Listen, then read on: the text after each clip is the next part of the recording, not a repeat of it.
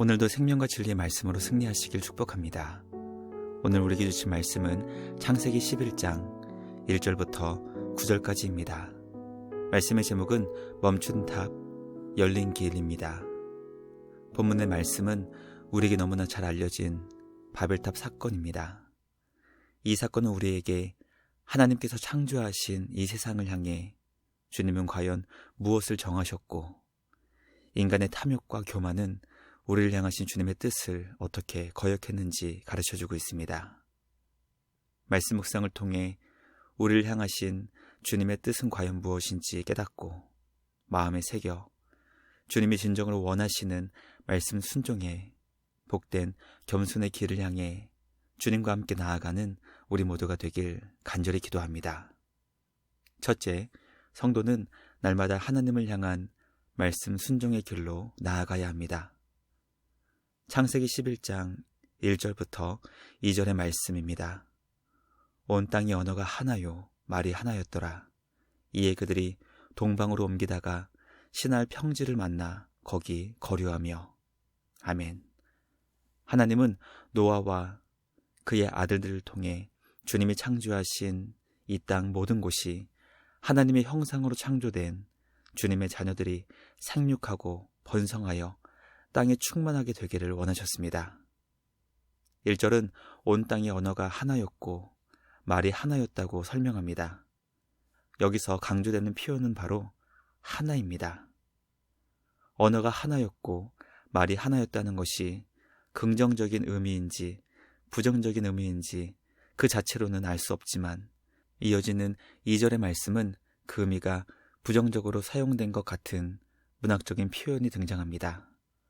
그것은 바로 동방, 곧 동쪽입니다. 성경은 주님의 자녀들이 어느 방향을 향해 나아가고 있는지 주목합니다. 동서남북 가운데 어느 방향을 향해 전진했는지 중요하게 기록했던 것입니다. 특히 주님의 자녀들이 동쪽으로 가고 있는지의 여부에 많은 관심을 가지는 것을 보게 됩니다. 성경에서 동쪽은 하나님으로부터 점점 멀어지는 인간의 영적 상태를 상징합니다. 에덴에서 범죄한 아담과 하와가 동쪽으로 간 것을 시작으로 동생을 죽이고 도망갔던 가인의 도피 방향이 동쪽이었습니다. 아브라함의 조카 롯이 하나님께서 주신 땅이 아니라 자신이 선택한 땅으로 나아갔던 곳이 바로 동쪽이었습니다. 온 땅의 언어가 하나였고 하나의 말을 사용하는 사람들이 주님에게서 점점 멀어지는 동방으로 옮기다가 신할 평지를 만나 거기 거류했다는 것은 앞으로 하나의 언어를 사용한 사람들을 통해 하나님을 거역하고 반역하는 일이 일어날 것을 암시합니다. 특히 신할 평지는 매우 비옥한 지역으로서 티그리스 강과 유프라테스 강 사이에 있었던 매우 비옥한 평야였습니다. 1절과 2절은 하나의 언어를 사용하는 사람들이 한 뜻을 이루어 주님에게서 점점 멀어지는 삶을 향해 나아가다 매우 비옥한 곳을 만나 거기 정착하며 살았다는 것을 우리에게 가르쳐줍니다. 이어지는 말씀을 통해 이 일이 앞으로 주님을 향한 어떤 결과로 이어지게 되는 것인지 이어지는 말씀을 통해 살펴보도록 하겠습니다. 둘째, 한 언어를 사용한 사람들이 비옥한 땅을 만나 더 이상 흩어져 살기를 거부했습니다. 3절로 5절의 말씀입니다. 서로 말하되 자, 벽돌을 만들어 견고히 굽자하고 이에 벽돌로 돌을 대신하며 역청으로 진흙을 대신하고, 또 말하되 자, 성읍과 탑을 건설하여 그 탑 꼭대기를 하늘에 닿게 하여 우리 이름을 내고 온 지면의 흩어짐을 면하자 하였더니 여호와께서 사람들이 건설하는 그 성읍과 탑을 보려고 내려오셨더라. 아멘. 하나의 언어를 사용하는 사람들이 주님과 점점 멀어지는 동쪽을 향해 나아가다 비옥한 신할 평지를 만났다는 것은 이곳에서 마음이 통하는 사람들과 똘똘 뭉쳐 헤어지지 않고 영원히 살고 싶어하게 만드는 강력한 욕망을 품게 했습니다. 그 결과 그들은 더 이상 이 비옥한 평야 지역에서 흩어지지 않기 위해 마치 신전과 같은 건축물을 만들어 자신들의 이름을 내는 자손을 낳아 영원히 함께 살고 싶어 했습니다. 이런 행동은 하나님께서 주신 말씀을 정면으로 거역한 것입니다. 하나님은 노아와 그의 아들들에게 생육하고 번성하여 땅에 충만하라고 명령하셨습니다. 주님이 창조하신 온 땅에 하나님의 형상으로 창조된 주님의 자녀들이 충만하게 거주하며 주님의 뜻을 따라 모두가 함께 더불어 살기를 원하신 것입니다. 그러나 언어가 하나였기 때문에 서로 말이 통하고 생각이 통하고 그 결과 마음이 맞았던 사람들이 하나님과 점점 멀어지는 방향을 향해 나아가다 그들이 추구하는 욕망을 채워줄 수 있을 것 같은 매우 비옥한 땅을 만나게 되니 더 이상 흩어져 살기를 거부했던 것입니다. 하나님은 신할 땅에 모인 자들이 무엇을 하고 있는지 보시기 위해 내려오셨습니다. 하늘의 하나님께서 신할 땅에서 신전을 건축하며 흩어지기를 거부한 자들을 보시기 위해 내려오셨다는 것은 이 사건이 주님 앞에서 얼마나 심각한 죄였는지 가르쳐주는 것입니다.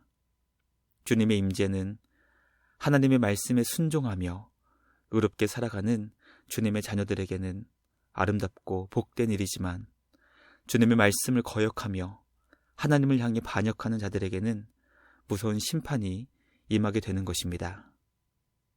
말씀 묵상을 통해 과연 나는 하나님의 말씀을 따라 순종하는 복된 믿음을 추구하는지 아니면 주님의 뜻이 아닌 나의 만족과 유익만을 추구하며 욕망에 사로잡혀 쾌락을 향해 기울어져 있는지 점검할 수 있기를 소망합니다.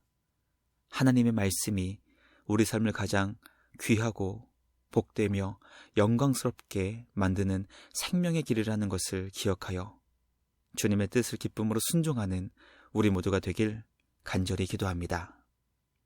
마지막 셋째, 하나님께서는 주님의 말씀을 거역한 자들의 언어를 혼잡하게 하여 흩어지게 하셨습니다. 6절부터 마지막 9절의 말씀입니다. 여호와께서 이르시되 이 무리가 한 족속이요 언어도 하나이므로 이같이 시작하였으니 이후로는 그 하고자 하는 일을 막을 수 없으리로다. 자 우리가 내려가서 거기서 그들의 언어를 혼잡하게 하여 그들이 서로 알아듣지 못하게 하자 하시고 여호와께서 거기서 그들을 온 지면에 흩으셨으므로 그들이 그 도시를 건설하기를 그쳤더라. 그러므로 그 이름을 바벨이라 하니 이는 여호와께서 거기서 온 땅의 언어를 혼잡하게 하셨음이니라. 여호와께서 거기서 그들을 온 지면에 흩으셨더라. 아멘. 하나님은 하나의 언어를 사용하여 한 마음으로 주님을 거역했던 신할 땅의 사람들을 흩으셨습니다. 그들의 언어를 혼잡하게 하시는 것을 통해 온 땅에 충만하게 살 수 있게 하신 것입니다. 하나님과 점점 멀어진 자들이 비옥한 신할 땅에서 신전을 건축하며 주님의 명령과 뜻을 거역했던 이유는 그곳에서 그들의 이름을 낼 수 있는 많은 자손을 낳아 점점 더 강력한 세력을 이루고자 했기 때문입니다. 성경은 인간이 하나님을 떠나서 강해지고자 하는 것을 경고합니다. 왜냐하면 주님을 떠난 힘과 세력은 언제나 이 땅을 향하신 주님의 말씀과 정면으로 대치하기 때문입니다. 과연 우리는 하나님의 말씀 앞에서 온유와 겸손으로 순종을 추구하고 있는지 아니면 내 뜻을 앞세워 하나님의 뜻을 거부하고 거역하는 삶을 살고 있는지 오늘 우리에게 주신 말씀을 통해 믿음과 신앙을 점검할 수 있기를 소망합니다. 날마다 우리에게 주신 복된 생명과 진리의 말씀을 기뻐하고 감사하여 날마다 말씀 순종의 복된 믿음으로 승리하는 우리 모두가 되길 간절히 기도합니다. 묵상을 마치며 함께 기도하겠습니다. 하나님 아버지 감사합니다. 오늘 우리에게 주신 말씀을 통해 하나님의 말씀을 대하는 우리 앞에 두 갈래의 길이 놓여 있음을 깨닫게 하시니 감사합니다. 주님의 말씀을 기뻐하며 그 말씀에 순종하는 길과 하나님의 말씀을 불편하여 거역하고 외면하는 길이 있다는 것을 기억하게 하여 주시옵소서. 우리에게 주시는 은혜를 통해 온유하며 겸손하게 주님의 말씀을 기쁨으로 순종하는 우리 모두가 되게 하여 주시옵소서.